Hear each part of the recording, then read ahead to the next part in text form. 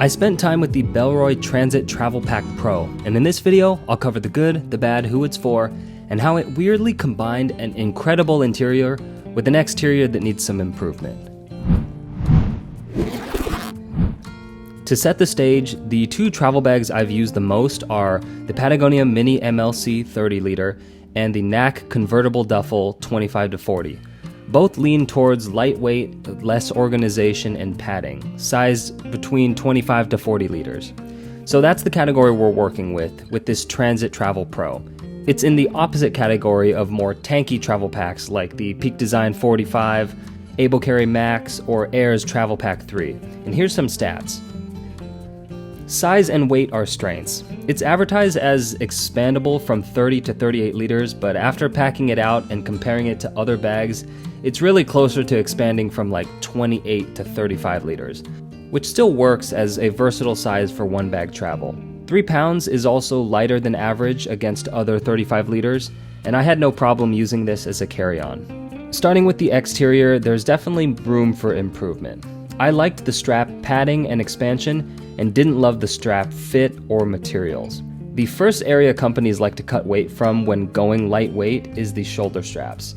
Combine that with Bellroy not being known for padded straps, and I was skeptical. But Bellroy's recent Pro Packs have thicker straps with this kind of 2-layer look. The outer shell matching the bag, and the second layer for padding. And they were really plush and felt great to the touch, which is even more important on larger bags. The straps are now closer to like Air's plushy straps and better than the Mini MLC, the NAC Duffel, or even Peak Design's travel bags. And I tested those bags fully loaded against this one to compare. Carry comfort, however, is debatable and it didn't really work well for me. While the straps themselves are plush, where they attached threw off the pack's balance. So they sit pretty low here, which isn't uncommon. I mean, see Air's travel pack. But most packs this size have load lifters to shrink this gap and pull the top of the pack for a closer snug fit. I like my shoulder straps pretty tight so that my heavier travel bags sit as close to my body as possible. It just feels more comfortable. But without load lifters or better strap placement, this Transit Travel Pro felt like the top was pulling the weight away from my back, like I had the instinct to tighten load lifters that weren't there. In addition, being an expanding bag means that the overall shape is naturally designed to be the smaller, unexpanded 30 liter. So this bag is shorter than typical 35 liter bags. When I used it, this made me have to choose between two uncomfortable evils. Either tighten the straps so the top is close and more comfy, but the bag sits like weirdly high on my back. Or the opposite, loosen the straps so the bag fits lower and more comfortable. But now the top isn't quite as tight, and that heavy load is just pulling even more away without those load lifters.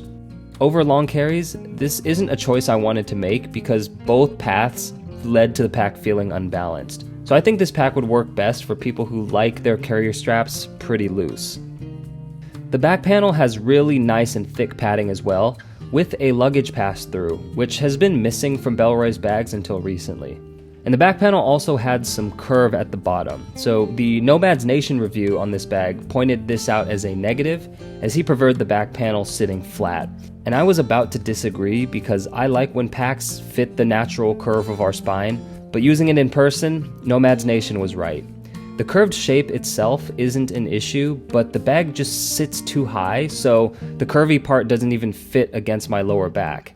It's not uncomfortable, it just takes some getting used to and maybe just works with like a shorter person. Another thing I didn't love was the material, which is even weirder because this is supposedly their Pro line. It's a recycled polyester that performed great. It's water resistant, didn't get dirty too easy, it wasn't too stiff or too flimsy, but it was just average to the touch. To me, Bellroy's material has always been a standout. I mean, they have an entire page dedicated to information on each one. So to use average material on your flagship Pro travel bag is kind of disappointing, especially at this price point. I even prefer the material on the Venture backpack. It's more rugged and more premium feeling. But luckily the look and shape of the bag is really nice with minimal branding. The sides of the bag have 3 things: a handle, the bottle pocket, and the expansion zipper. The bottle pocket was close to perfect. I liked the full zip closure because it doubles as a normal pocket when I didn't use a bottle, It's also pretty tall and barely kind of fits a 32-ounce bottle when the bag is empty. But it was a little too tight to fit a 32-ounce bottle when the bag is packed, which was kind of a bummer. The expansion zipper is standard. People will think that the visible expansion part is ugly, including myself, but also I've yet to see a company do expansion differently, so for now, I think customers just have to deal until someone invents a new way to do it. Moving to the inside of the pack, this is where the bag makes up for the disappointing exterior. The quick access pocket specifically was probably my favorite part, but I'll start with the similarity that it shares with Peak Design. I need all my travel bags to have some sort of quick access pocket that I can open when the pack is upright, say at my feet in the airplane, or if it's like wedged into an overhead. And Peak Design is the first bag I used that put the quick access in the laptop sleeve, and Bellroy does it here as well. And it makes sense from a space efficiency standpoint because the laptop sits really low in the bag, which always leaves this unused space above. But on this pack, they use this second area as like a quick access, which is great for larger items and small items compared to a typical quick access pocket, which is usually pretty small. It's also a small zip pocket as well in here. And I ended up using this pocket way more than the actual like outside pocket. This front area goes almost all the way down to the bottom. It stops here and has some organization in pockets. Nothing crazy, and the pocket doesn't have a ton of volume, but I guess it was useful for separating some large items or adding a bit more tech when I needed it. And opening up the main area, I already loved it because it opened sideways like a book. So it's not as common as opening from top to bottom, but I prefer this style a lot more. And the main area has plenty of organization without too much padding, though it is about 3 to 4 liters smaller than advertised, like I said. I packed it out against the Peak Design 33-liter travel bag, and they held pretty much the same amount. And this little piece here is the other side of that quick access pocket I just showed, so using space wisely, if you pack more in this main area and not in the quick access pocket, cool. And if you prefer the reverse, also cool. The point being that this shared volume between the two pockets makes sure that the space is used pretty much all the time and allowed me to pack how I wanted. I don't really like when packs have large pockets that end up being empty. And on this side, 2 mesh pockets to store larger items, or in my case, dirty clothes as I used them on the trip.